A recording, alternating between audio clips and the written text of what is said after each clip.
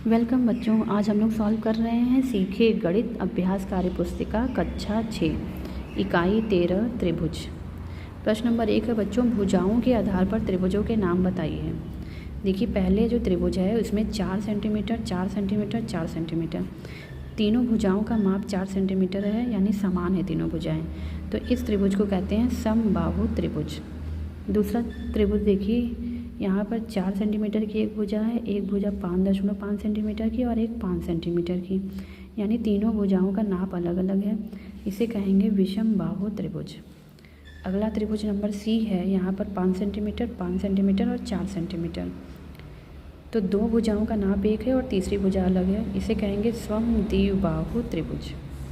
D है 6.3 centimetre 4.2 centimetre 5.3 centimetre, तीनों भुजाओं की नाप अलग है, तो त्रिभुज का नाम हो गया विषम बाहु त्रिभुज।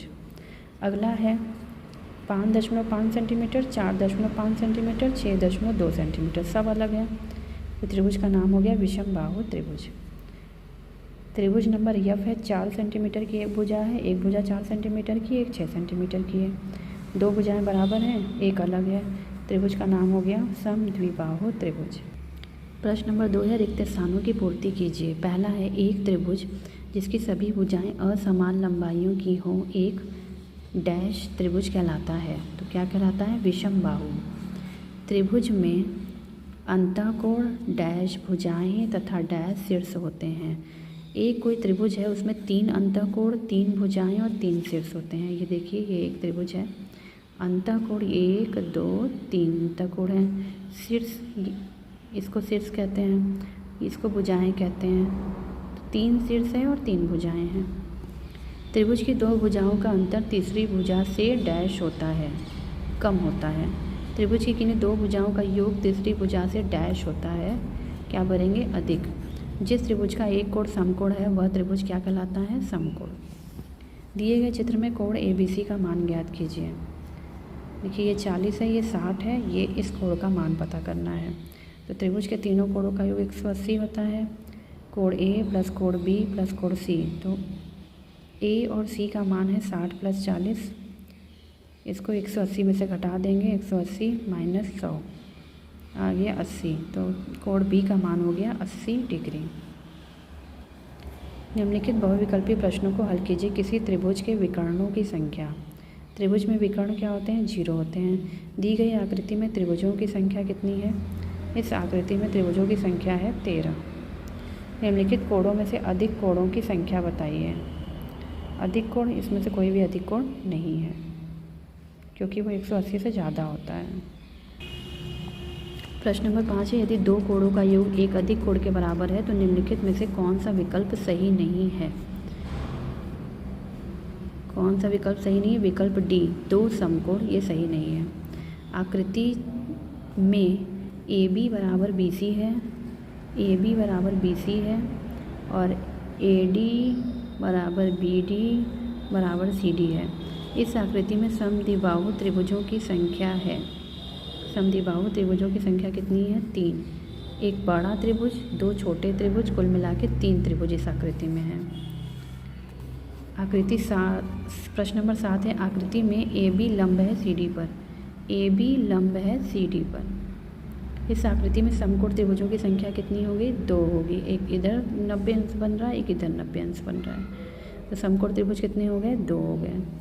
प्रश्न नंबर 8 है, आकृति में AB लंब है BC पर, AB लंब है BC पर, AB 6 सेंटीमीटर है, BC 6 सेंटीमीटर है, तब त्रिभुज ABC क्या होगा?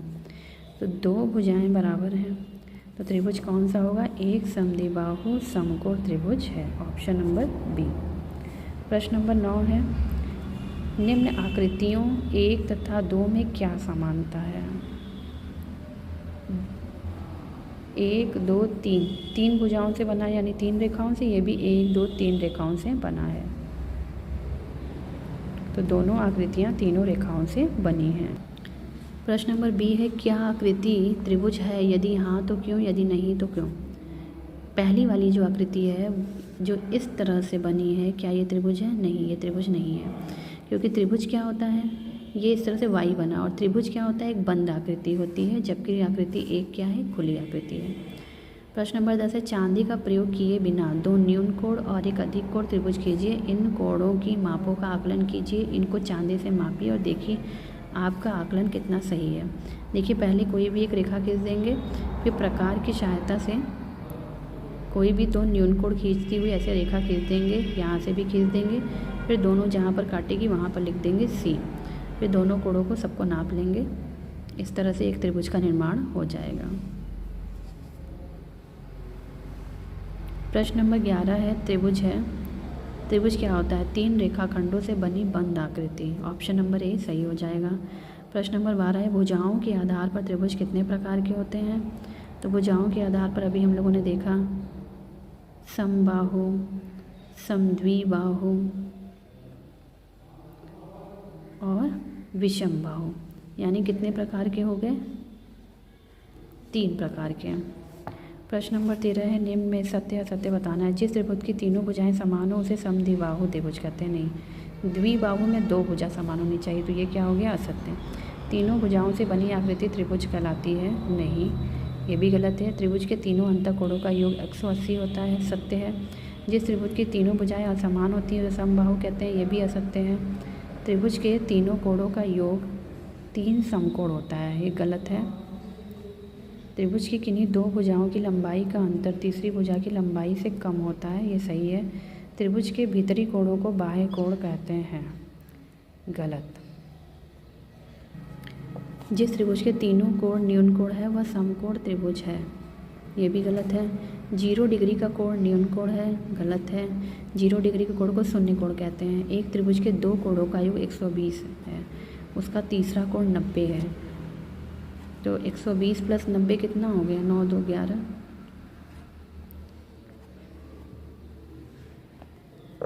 तो 2 कोणों 120 है, तीसरा कोण 90 है, यानी 180 से ज़्यादा हो गए, तो ये भी गलत हो गया।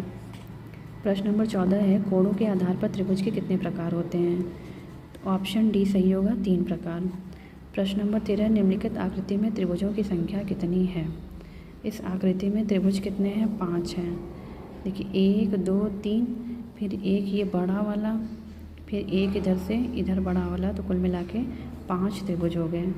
सर्वांगसम किसे कहते हैं? प्रश्न नंबर 16। सर्वांगसम क्या होता है? आकृति और आकार दोनों समान हो तो उसे सर्वांगसम कहते हैं। प्रश्न नंबर 17 है सर्वांग क्षमता निम्नलिखित में से किसमें नहीं है? देखिए ये दोनों बराबर हैं, ये दोनों बराबर है, ये दोनों बराबर है, एक बड़ा है एक छोटा है, तो सर्वांग क्षमता ए वाले में नहीं है। 2 वृत्त सर्वांगसम होते हैं यदि उनकी जीवाएं समान हो, अर्धवृत्त के कोण बराबर हो, उनके चाप बराबर हो, उनकी त्रिज्याएं समान हो। तो उनके क्या समान होनी चाहिए? त्रिज्याएं। अगर त्रिज्याएं समान होगी तो वृत्त क्या होगा? सर्वांगसम होगा, क्योंकि त्रिज्या से ही वृत्त का निर्माण होता है। प्रश्न नंबर 19 है नीचे 2 रेखाखंड दिए गए हैं, दोनों रेखाखंड सर्वांगसम है। ए बी बराबर 5.6 सेंटीमीटर है, तो सी डी की लंबाई कितनी होगी? सर्वांगसम माने एग्जैक्ट बराबर होना चाहिए। अगर ये 5.6 सेंटीमीटर है तो ये भी क्या होगा? 5.6 सेंटीमीटर। ऑप्शन बी सही हो जाएगा, 5.6 सेंटीमीटर। प्रश्न नंबर 20 है दिए चित्र में कोण पी ओ क्यू बराबर क्यू ओ आर बराबर 45 डिग्री है। ठीक है, ये दोनों 45 डिग्री हैं। कोण एस ओ क्यू बराबर पी ओ क्यू का मान क्या होगा? पी ओ क्यू, इन दोनों का मान क्या होगा? एस ओ क्यू ये 90 डिग्री का कोण बना रहा है, और पी ओ क्यू ये दोनों के मान कितने होंगे? 90 डिग्री होंगे। 45 क्योंकि यहाँ पर बन रहा है 90 डिग्री। प्रश्न नंबर 21 से निम्नलिखित कथनों में से कौन सर्वांगसम त्रिभुज का गुण नहीं है? ऑप्शन डी सही है। यदि 2 त्रिभुजों की 2 संगत भुजाएं समान तथा उनके बीच का कोण असमान हो तो सर्वांगसम त्रिभुज का गुण नहीं है। प्रश्न नंबर 22 है एक समकोण त्रिभुज के 2 कोण बराबर हैं, दोनों कोण कितने कितने अंश के होंगे? जो समकोण त्रिभुज होता है, देखिए जैसे यहाँ पर है, समकोण त्रिभुज का निर्माण होगा तो 2 कोण 45 के होंगे, कुल मिला के 90 हो जाएगा। और एक तो समकोण त्रिभुज है तो एक 90 फिक्स है, तो बाकी दोनों कोण कितने होने चाहिए? 45 के। ऑप्शन डी सही है। सर्वांग समता का चिन्ह क्या होता है? सर्वांग समता का चिन्ह ऑप्शन डी ऐसे बना के इसके ऊपर ऐसे जैसा। ये ऑप्शन डी आपका सही है। थैंक्स फॉर वॉचिंग बच्चों। Please like share and subscribe my channel.